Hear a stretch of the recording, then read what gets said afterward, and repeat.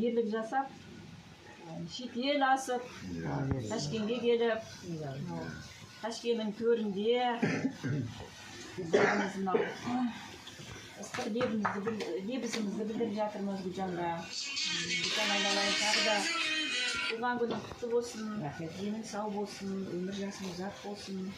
Мынау көзіңнің ағы мен қарасы екі балапаның, қызың мен балаң, екеуің де әйтеуір ұясына қондырып қойғансың, немерелер өсіп жатыр, шүкір. Ары қарай шөбере көр, шөпшек көр. Мынау Құдай қосқан жарыңмен бірге. Біз өзіңмен әрқашан мақтанамыз. Бағана айтып жатырмын ғой. Енді менің подружкам майор деп айтамын енді. Майор. Ташкентте майор подружкам бар деп.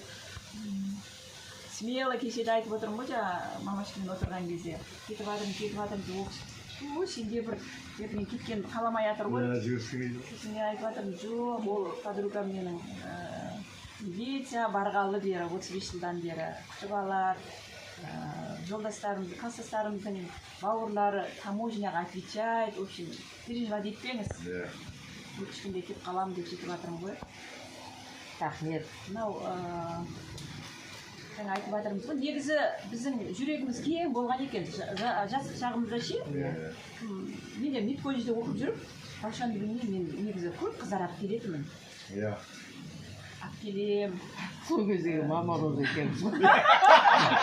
Класстас балдарым риза болса болды деп Қарап келеміз ғой. Бүкіл жерде алып келеді ғой.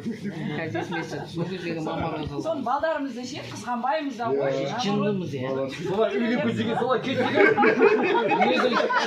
Шынды болса, есіме сезім шығады. Жақсы. Осылай үлкен дастарханда жүре берейік. Мынау ата-аналарымыз аман болсын. Мен солардың жасын көрейік. Болды, Болды, сөймей қойсын.